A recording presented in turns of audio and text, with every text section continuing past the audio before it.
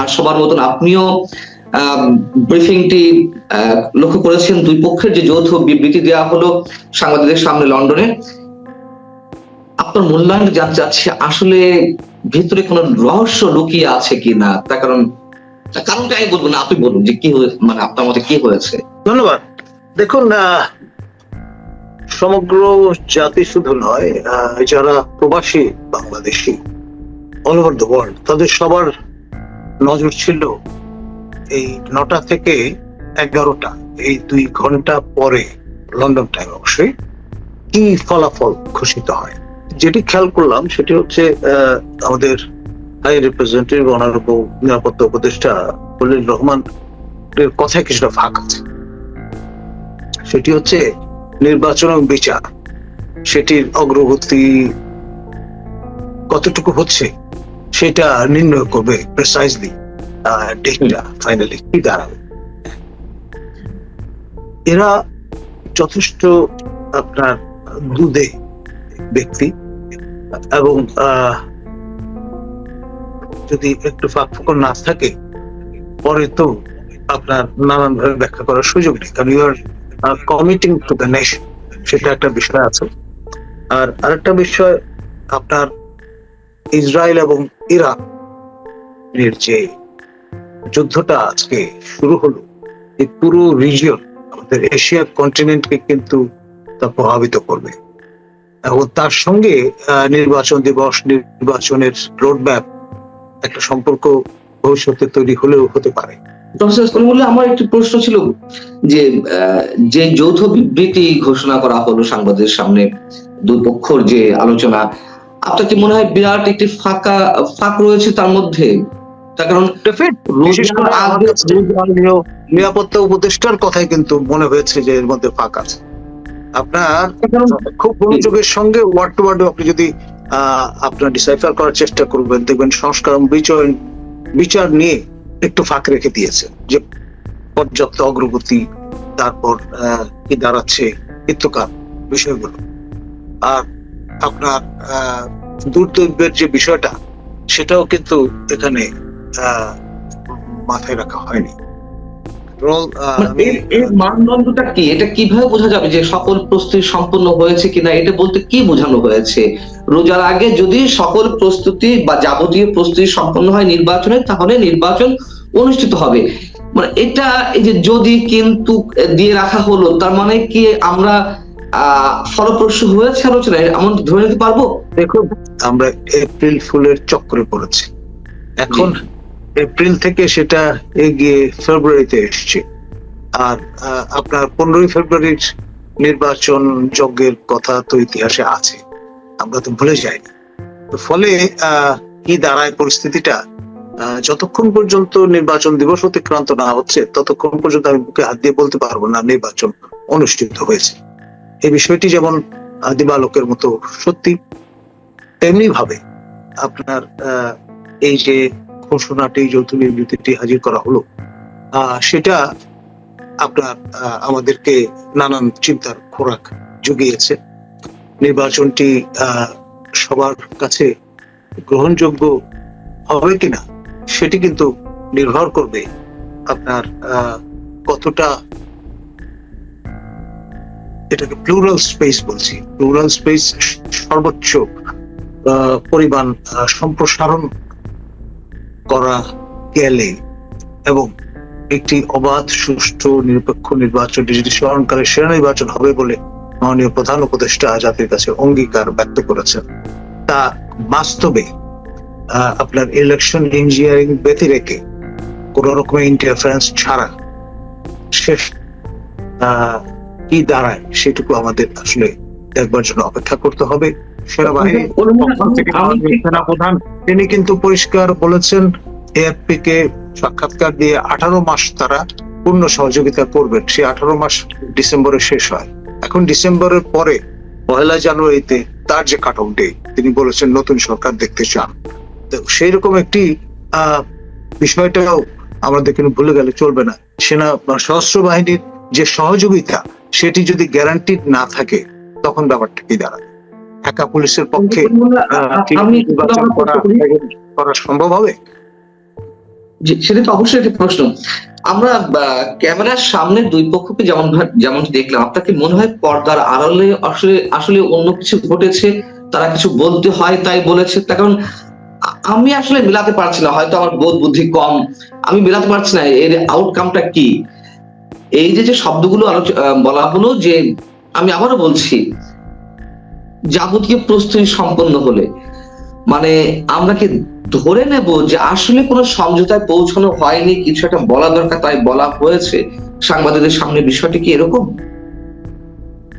দেখুন, আমাদের বাংলাদেশের সবচেয়ে বড় সক্রিয় ক্রিয়াশীল রাজনৈতিক দল বিএনপি, তাদেরই সমর্থক যারা ব্রিটেনে বসবাস করেন, প্রায় 1,300 লোক কিন্তু আপনার আগে থেকে এই হোটেলের চারপাশে অবস্থান নিয়েছিলেন।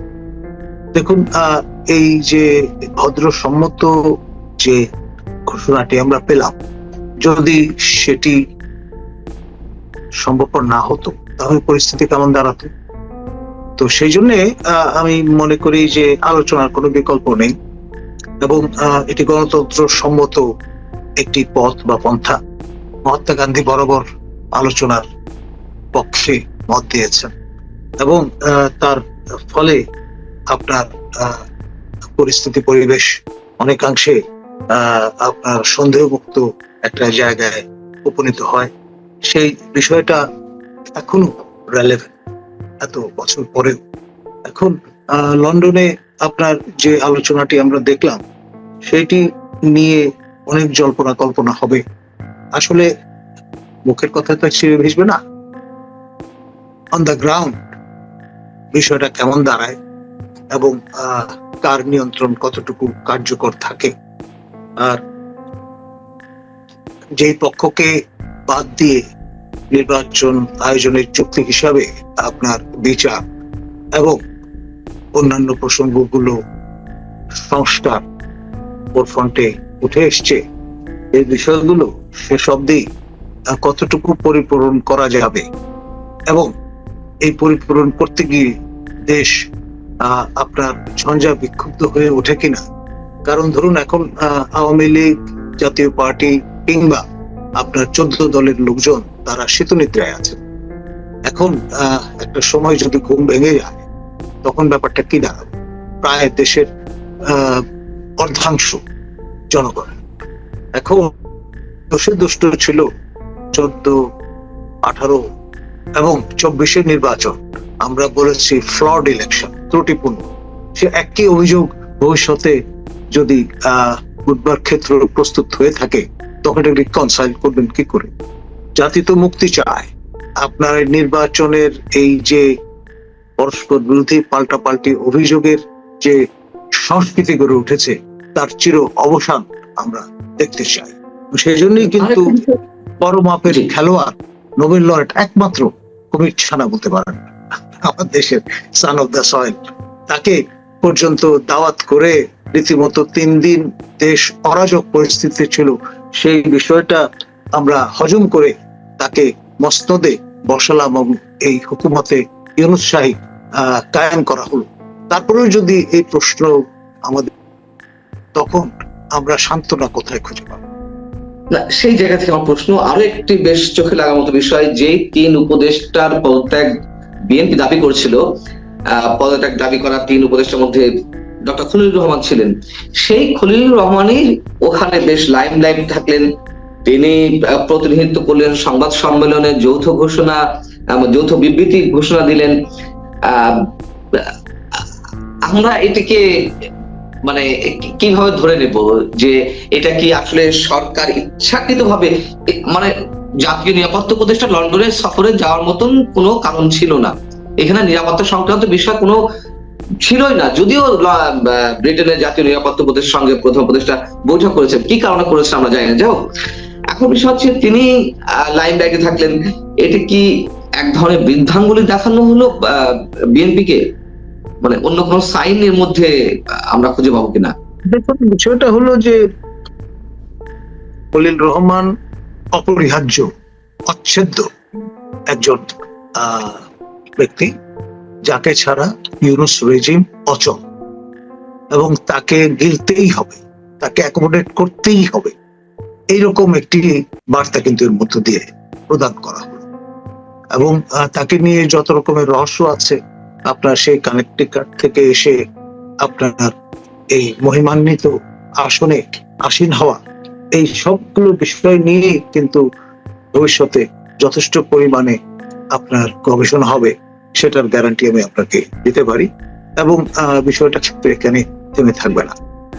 আপনার খেয়াল করেন, এই খলিল রহমানকে দিয়ে কিন্তু রিসিভ করানো হয়েছে তারেক রহমান।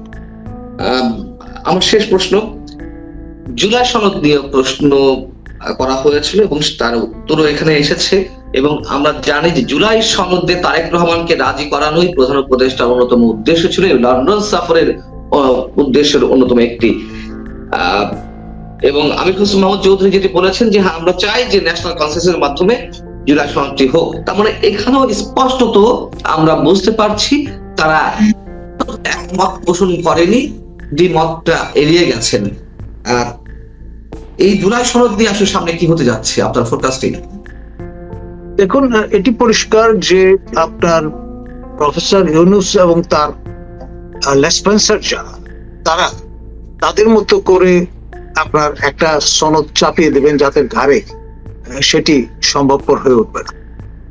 আপনার বিএনপি বাংলাদেশের সবচেয়ে বড় ক্রিয়াশীল রাজনৈতিক দল, তারা যতটুকু চাইবেন ততটুকুই আপনার হাজির করা সম্ভবপর হবে।